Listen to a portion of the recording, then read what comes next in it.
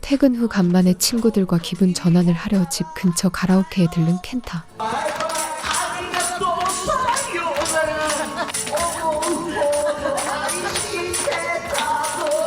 그는 가끔 들르는 이곳에서 호감을 가지게 된 가라오케 종업원인 마사코에게 또다시 추근덕대기 시작합니다.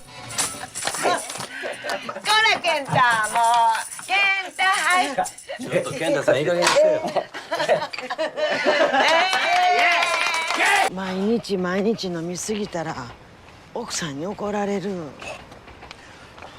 女、俺も俺に仕事もバカにしちゃってから。 결국 유부남이었던 켄타는 자신을 바래다주던 마사코에게 선을 넘는 행동까지 하기 시작하는데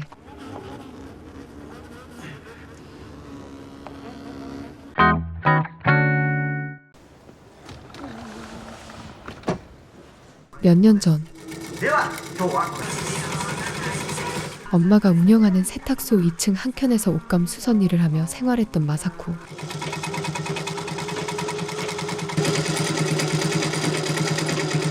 집 안에만 틀어박혀 세상 밖으로 나오지 않는 마사코를 보며 엄마는 늘 가슴 안구석이 무거웠습니다.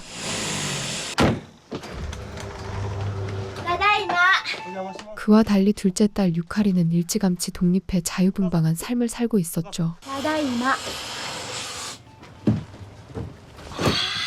洗濯物がたまったら帰ってくるんやから。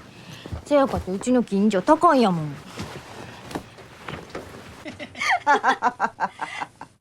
잠시 후 동생이 온 소리에 마사코는 조용히 자신의 방문을 걸어 잠깁니다.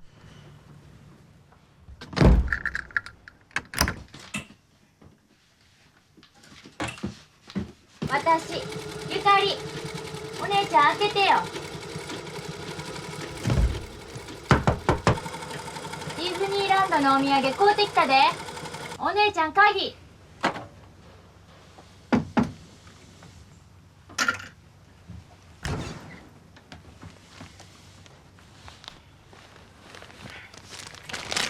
これな。 늘 언니를 개무시해 오던 유카리는 남자친구의 옷 수선을 맡기려 마사코에게 상냥한 척 다가서기 시작합니다. お姉ちゃん、これ急ぎやねん。頼む。他のは後回しにしたらできるやん。いや、なんで？ 하지만 결국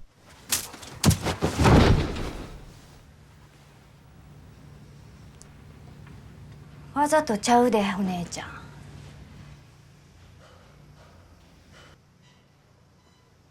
동생의 도를 넘는 모욕이 또다시 시작되자 더 이상 견딜 수 없던 마사코는 홧김에 몰래 집을 가출해버리는데 어머러.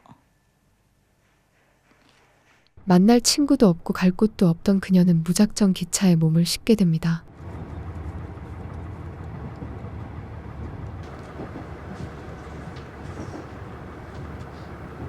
막상 어디론가 떠나려 해도 갈 곳도 돈도 없던 그녀는 결국 그날 밤 쓸쓸히 집으로 다시 발걸음을 돌립니다.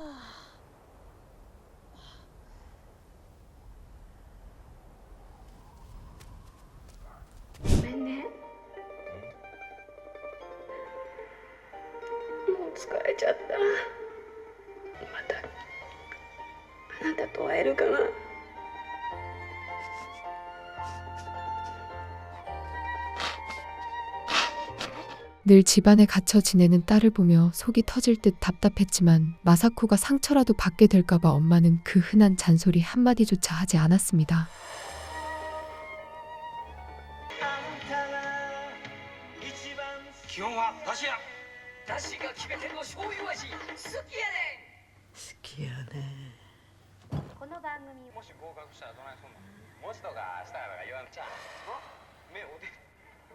그런데 며칠 후 무더운 어느 날 마사코의 엄마는 갑작스러운 심장마비로 세상을 떠나게 됩니다.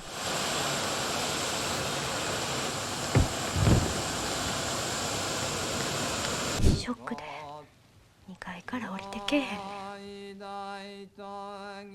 とうとう兄弟二人っきりになったな。 갑작스레 엄마를 잃은 슬픔에 젖은 동생 유카리는 그 죽음의 원인을 온통 언니 마사코 탓으로 돌리기 시작합니다.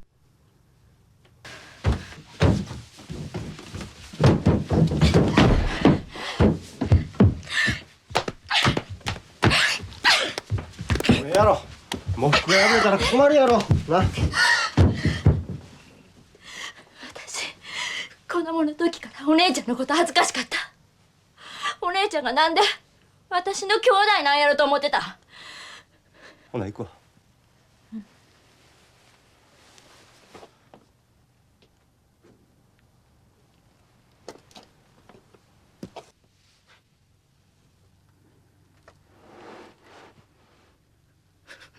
君の涙が壊れた女をまた美しい処女へと作り変え、カタリーナの涙勝手に読んだ。アホらしなって途中でやめた。 잠시 후 마사코는 동생이 자신이 가장 아끼는 일기장까지 훔쳐본 사실을 알게 됩니다.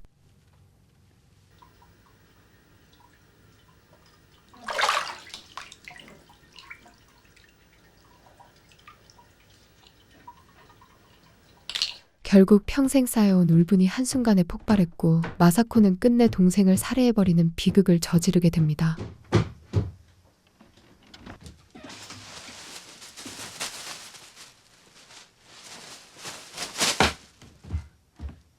찰나의 망설임 끝에 그녀는 엄마의 부조금 봉투를 챙겨들고 황급히 이곳으로부터 도망치려 합니다.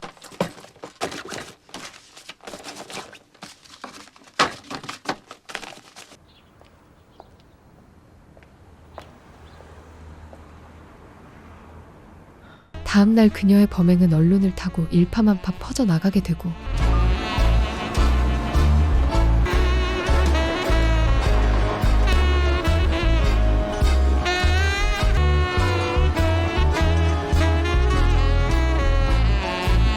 경찰의 눈을 피하려 했던 마사코는 어느 폐건물에서 하루를 보내려 하는데 그때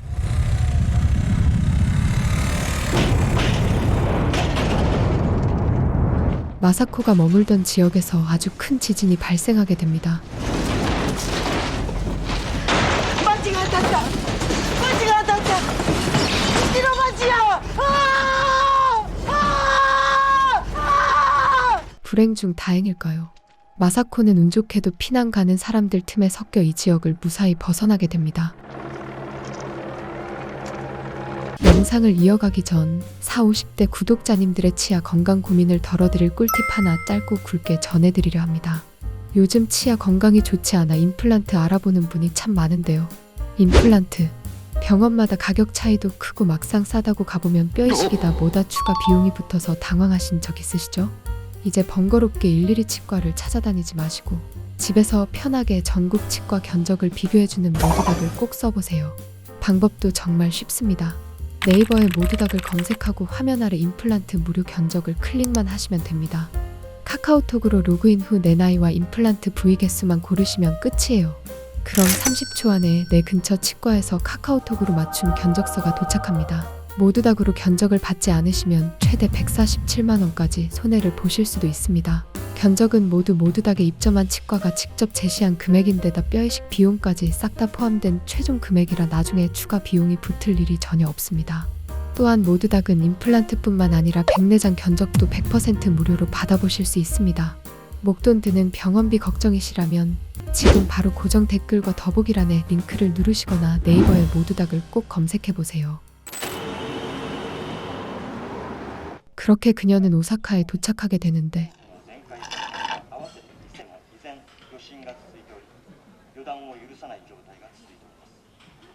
막상 오사카로 왔지만 어떻게 살아가야 할지 막막해진 그녀는 결국 마음을 바꿔 경찰에 자수하기로 결심합니다.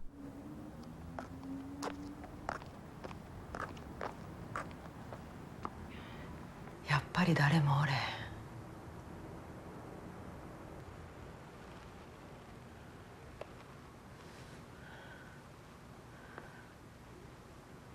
うち人を殺してきたんです。 하지만 그 순간 나야,何しとんねん. 지나가던 취객이 마사코를 발견하자 그녀에게 갑작스레 시비를 걸기 시작합니다. その時、ちょっと待て、これ、弁天のサークルのこれさ。連れてったろ、ほら。何を言うてんねん。弁天三丁目やな、交番の外や。おいで。 또 또라이 취객은 마사코를 자신의 차로 데려가 몹쓸 짓까지 해버리죠.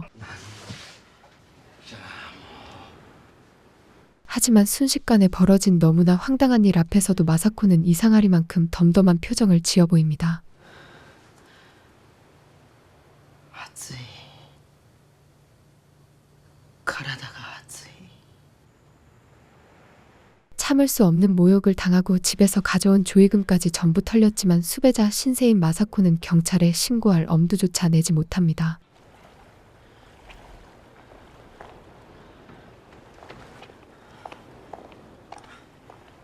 止めてください止めてください 한참을 헤매던 그녀는 어느 허름한 모텔로 들어서는데 一人ここラブホテルやからな一人ではあかんねやけどあんたどないしたん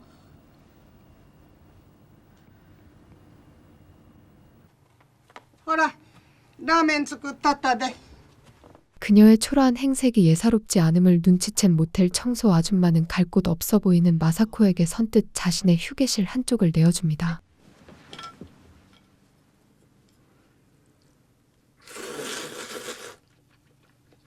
다음 날 こういうところで働いたことはないただ辞めるだけでは悪いと思って 마침 일을 그만두려던 청소 아줌마는 자신이 일하던 일자리를 마사코에게 물려주고자 사장에게 그 일을 부탁하게 됩니다. 長いことお世話になりましたすんません 그렇게 마사코는 모텔 청소부라는 숙식까지 해결되는 뜻밖의 일자리를 가지게 됩니다.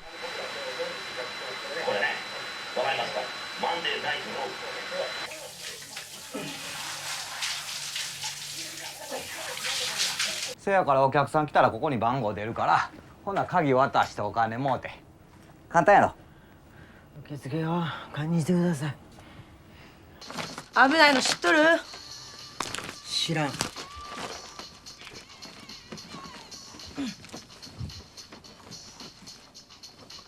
그렇게 몇 달 후 掃除の時テレビつけっぱなしにしてるらしいなごめん 쉬는 날에도 모텔 숙소에만 틀어박혀 있는 마사코를 보며 모텔 사장은 그녀를 안쓰럽게 여기기 시작합니다. 仕事慣れたかたまの休みどこも行かんと閉じこもってるらしいな自転車乗りたいえ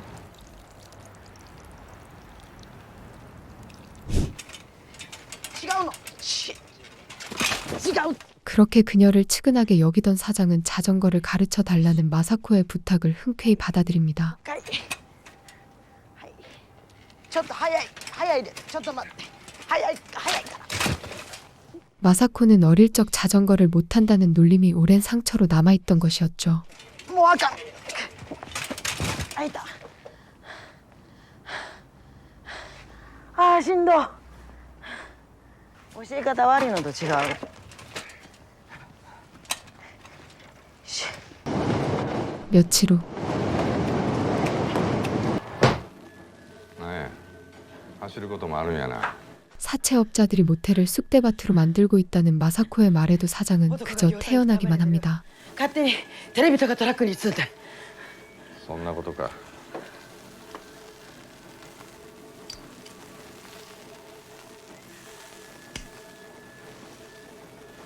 ええから座れいっぱい飲め 다음 날 결국 사채 이자를 감당할 수 없던 사장은 스스로 돌아오지 못할 강을 건너버립니다.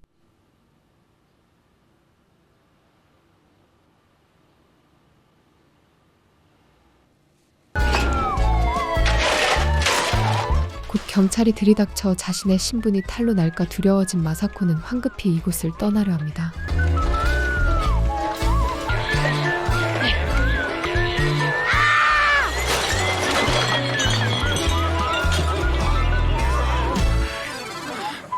도망치려던 마사코는 얼굴까지 크게 다쳐버리게 되는데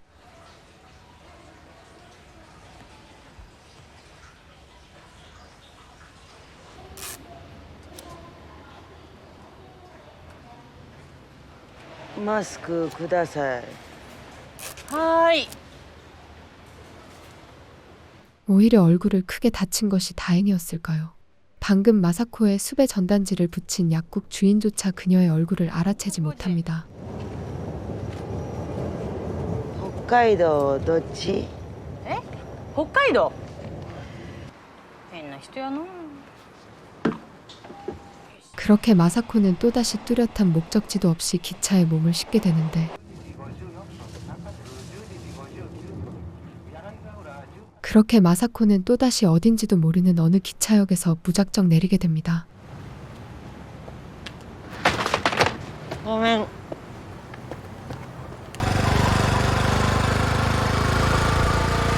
그곳 기차역엔 오랜 야쿠자 생활을 청산하고 누나의 일을 돕기 위해 이곳에 도착한 히로유키란 남자가 있었죠. さあ乗るよ。姉ちゃんのために帰ってきたんだぜ。一人じゃ寂しいと思ってよ。さっきょ。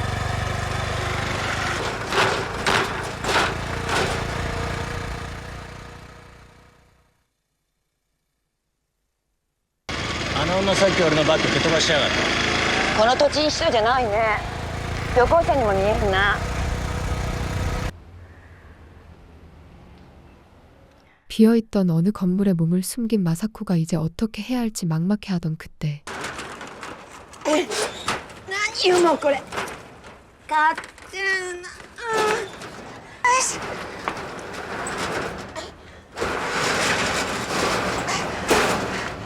あんたダメや勝手に入って。 폐건물로 들어서는 쓸쓸한 마사코의 뒷모습을 그냥 지나칠 수 없었던 미츠코는 그녀를 자신의 집으로 데려가려 합니다. 後ろ。いいか。はい。足崩しよ。とりあえず傷が治るまでここにおっちおきよ。な。ほっときゃいいのに。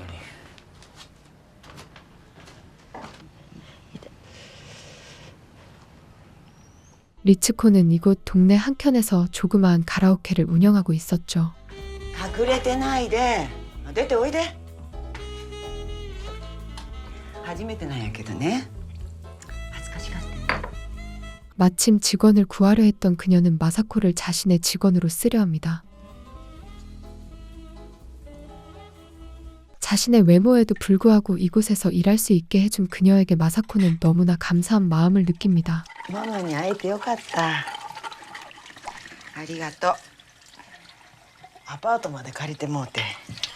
お礼みたいなうちです。お互いやわ。 하지만 그녀의 동생인 히로유키는 어딘가 수상해 보이는 마사코를 탐탁지 않게 여깁니다. なんか隠してるよあの女。女はみんな訳ありじゃ。嫌な声って。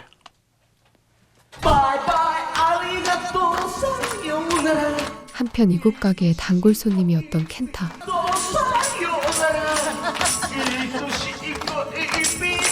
켄타는 마사코의 순수하고 늘 자신을 향해 웃어주는 모습에 큰 호감을 느끼기 시작합니다.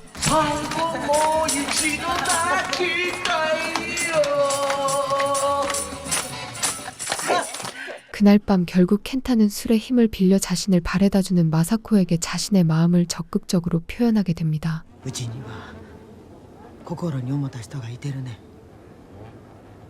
하지만 그가 유부남인 사실의 마사코는 그의 고백을 거절해버립니다. 見ててあげるさか、早く帰り。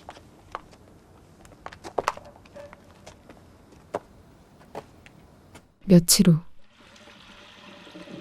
あれ？健太さん今日エラー早い。今日はいらん。だけ。 그러나 누나가 가게를 비운 틈을 타 동생 히로유키는 켄타에게 돈을 받고 그녀와의 잠자리를 제공하려 합니다. なんで？いいから早く行けよ。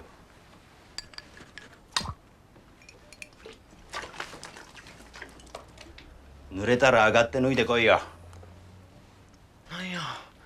이러한 상황에도 자신을 거두어준 리츠코에게 고마움을 느꼈던 마사코는 가게를 위해 자신을 희생하려 합니다. ボタン自分で外すから無理にちぎらんといて。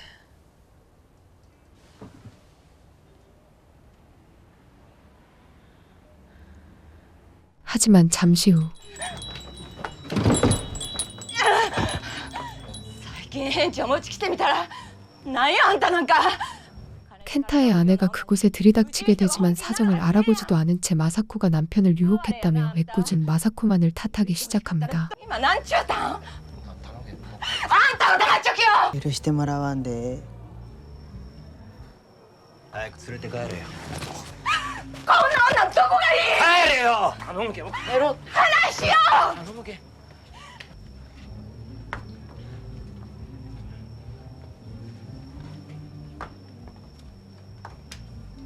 다음 날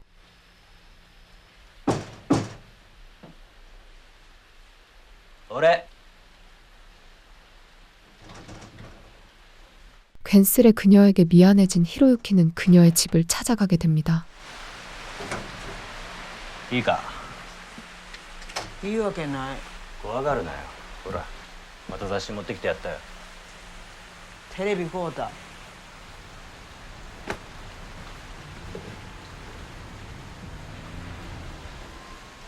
그렇게 그는 무심한 듯 마사코에게 미안한 마음을 전하죠.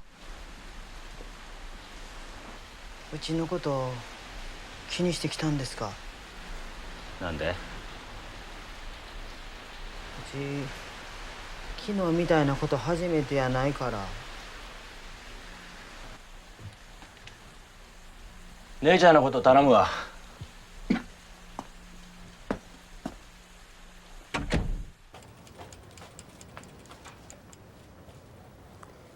ひろゆきおらんごとなった。 그날 마사코에게 사과의 말을 전한 히로유키는 어딘가로 자취를 감추어 버립니다. しょうがねえな。何が姉ちゃんのためな。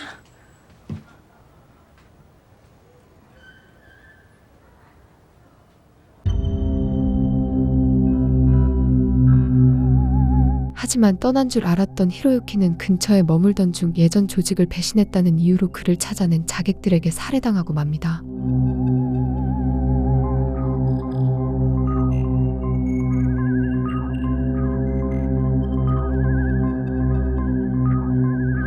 때마침 마사코가 우연히 그곳을 지나다 죽어가는 히로유키의 모습을 발견하게 됩니다.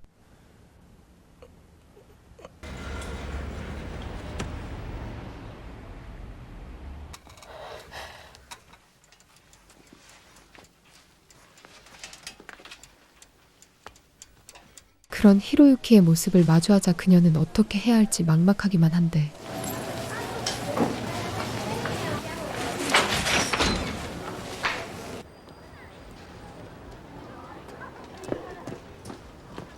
다시 가라오케로 발길을 옮기던 마사코는 히로유키의 시신을 발견한 경찰들이 가게를 탐문 수사하는 모습을 목격합니다.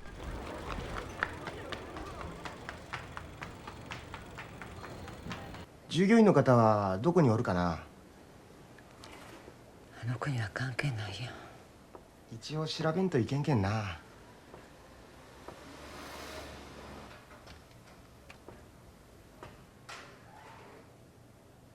従業員ちこの人ですか。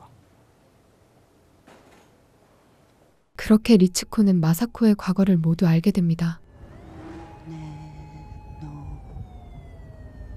어디로 가야 할지 몰라 하던 그녀는 무작정 켄타의 직장으로 찾아가게 되는데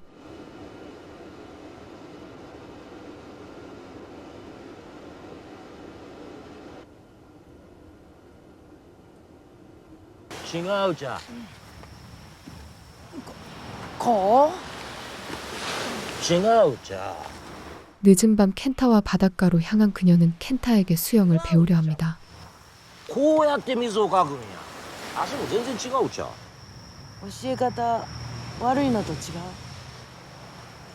어디론가 떠나야만 하는 다음날 마사코는 그동안 자신을 따뜻하게 보살펴준 리츠코에게 마지막 작별 인사를 고하려 합니다. 何日もどこにおったん。ごめんなさい、律子さん。ごめんなさい。ありがとう。さようなら。バカなこと考えたらいけへんよ。死ぬぐらいやったら逃げて。死ぬぐらいやったらどっかで生きちゃって。 마사코의 기구한 인생이 측은했던 리츠코는 작별을 고하는 그녀에게 원망 대신 따뜻한 응원의 말을 건넵니다. お腹が減ったらご飯食べて、またお腹が減ったらご飯食べて、遠くを見らんでいいの。ありがとう。 그렇게 그녀는 또다시 어디로 향하는지도 모르는 어느 배에 무작정 몸을 싣게 되는데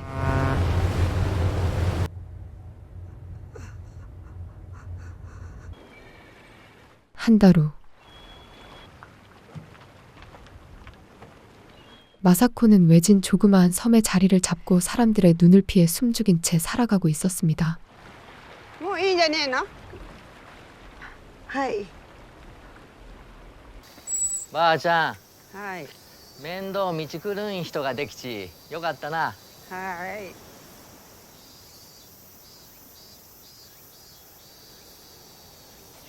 ああ、ちょっと今度ここんとこ直しちくれんかな。釘引っ掛けたんやわ。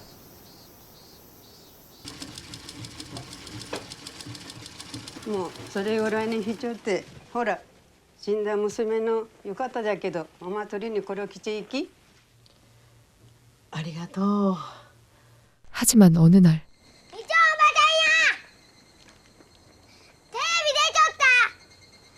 え？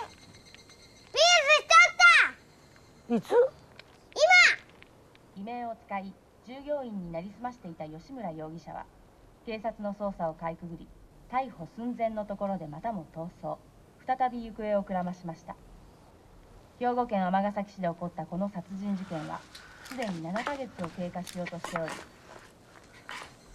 조용했던 평화도 잠시 결국 섬마을 주민들마저 숨겨왔던 그녀의 진짜 정체를 알아차리고 맙니다. 마을 사람들은 순식간에 어딘가로 자취를 감추어버린 그녀를 찾아 나서기 시작합니다. 야, 3번 기도.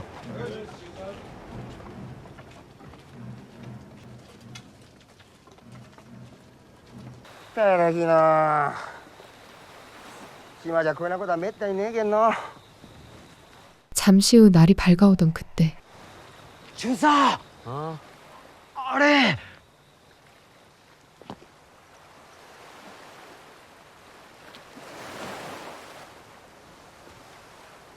경찰은 수영으로 이 섬을 도망치는 모습을 발견하게 됩니다.